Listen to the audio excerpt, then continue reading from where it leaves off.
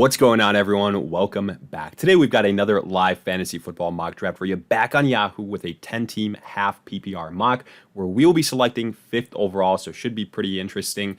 And while we wait for this thing to kick off, a quick reminder, if you guys enjoy, hit that like button, subscribe, give us a follow on Twitter at Pigskin to continue interacting with us there. Let us hear in the comment section your thoughts along with any other questions you guys might have.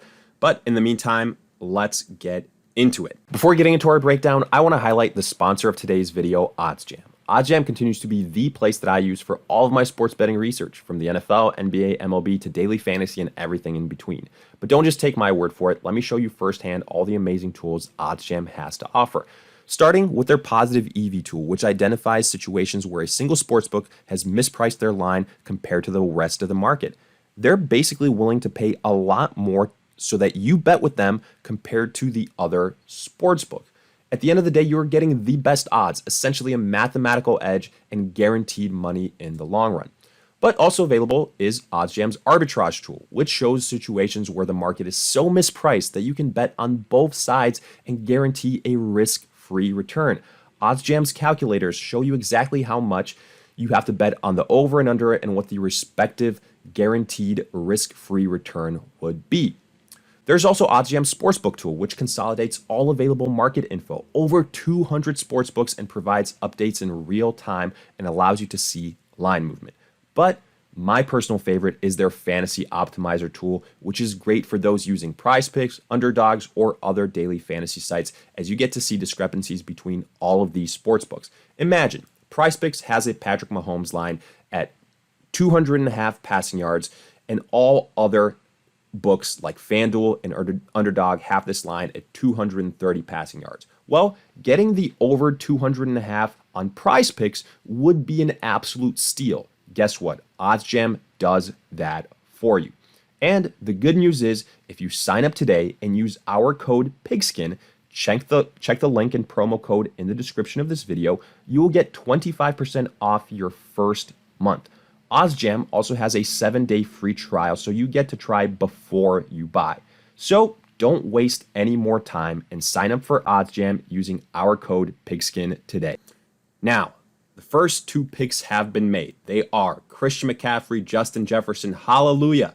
I feel like I could do a dance. Christian McCaffrey, the first overall pick. Finally, somebody is seeing the light. Austin Eckler, 3rd overall.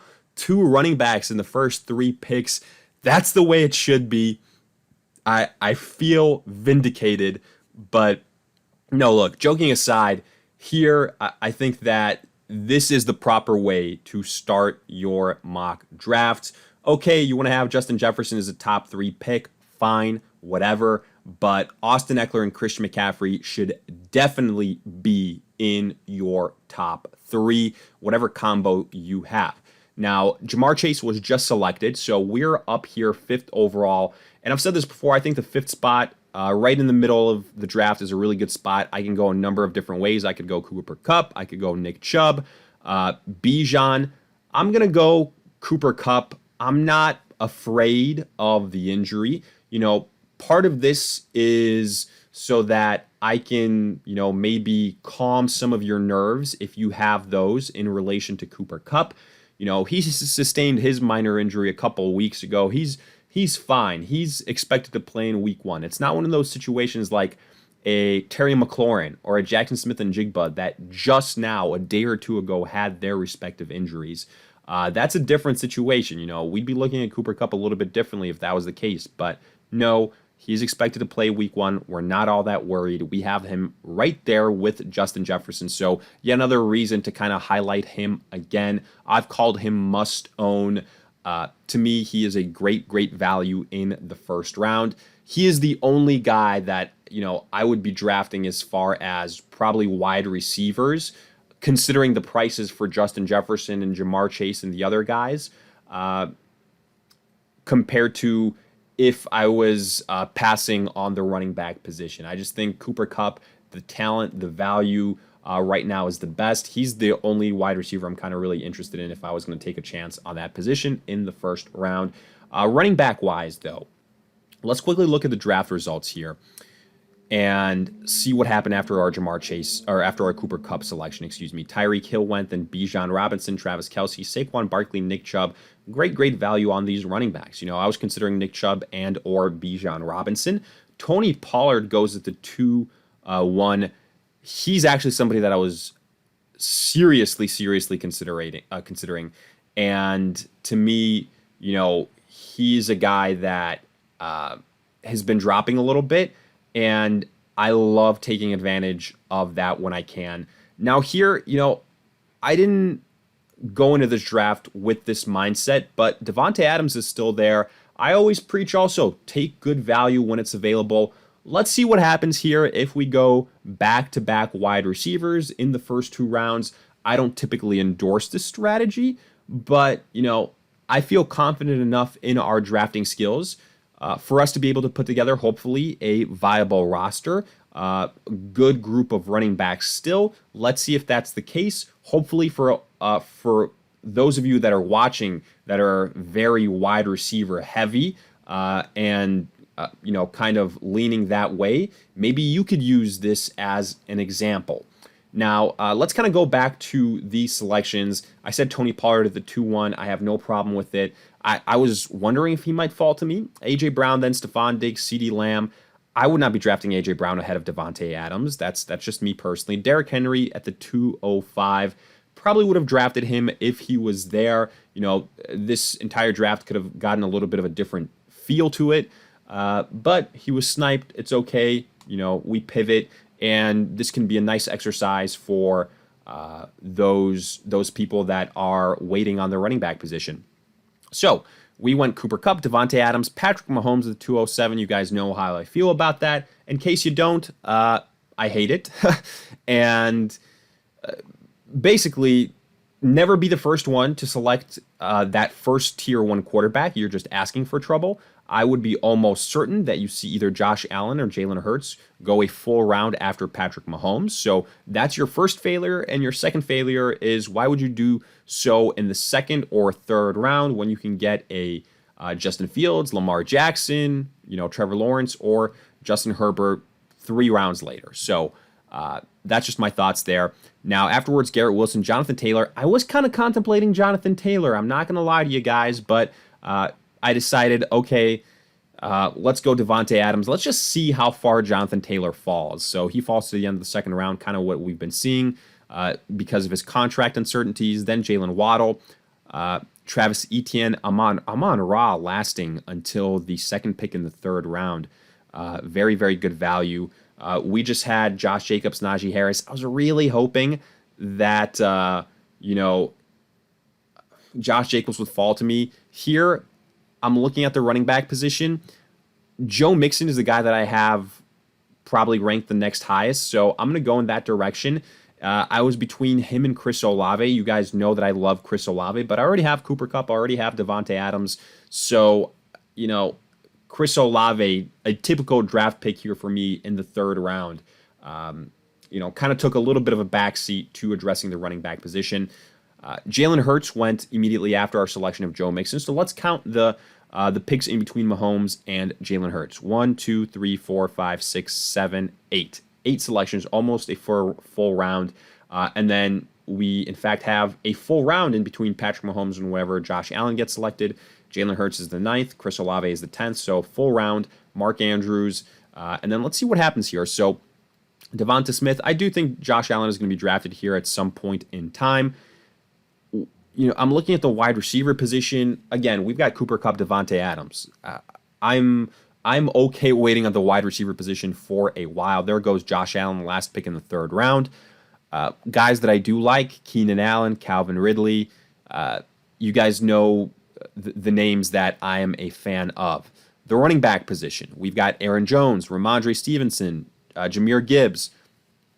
To me, Ramondre Stevenson with Ezekiel Elliott, I'm less in on him now after that. Aaron Jones, I've said it before, without Aaron Rodgers, with A.J. Dillon, I'm afraid of that situation. Jahmyr Gibbs, maybe we take a chance on him. I'm definitely not as high on him as I've seen other fantasy analysts. I just think that, David Montgomery was brought in for a reason. I think it's going to be a running back by committee. And for that reason, I would rather just look elsewhere for the running back position. But hey, that's just me. Now, we won't even have that choice to make because Jahmyr Gibbs was drafted. So, the next group of guys, Aaron Jones, Ramondre Stevenson, I kind of broke down why I'm not a big fan of them. Breece Hall, I wasn't even considering, who was just drafted because of his injury, because of the addition of Dalvin Cook. So right now, what I'm hoping for, we look at all these players, we kind of sort them out. I'm looking at, if I go wide receiver here, Keenan Allen is somebody that I really like. So let's see if he's still available. Maybe I missed it. But no, he's still there. Getting him in the middle point of the 4th round as our 3rd wide receiver, I really like that. It's not full PPR, but it is half PPR scoring. So a good situation there. Him or Amari Cooper would be excellent choices. Actually, you know what? I'm kind of curious. I'll select Amari Cooper.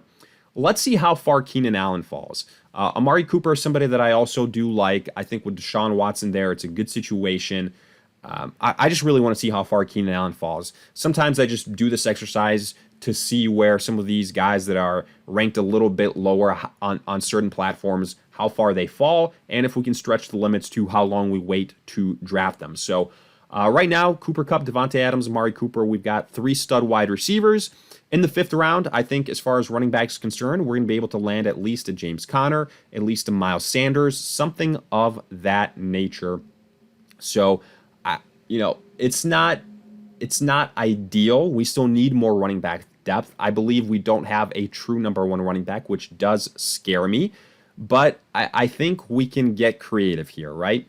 So right now, keep in mind, Keenan Allen still there, folks. So, it's a half-point PPR league. I understand it's not full-point PPR, but devaluing Keenan Allen by that much, that seems crazy. I'm half tempted to take Keenan Allen here. Thank God that Keenan Allen was just selected because, he's somebody that I should have been drafted much earlier. Here, I'm looking at the guys, Miles Sanders, Alexander Mattison, James Conner. I've been very high on James Conner.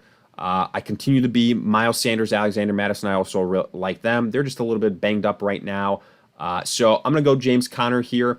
I think that he brings a little bit more to the table as a pass catcher compared to Madison and Sanders.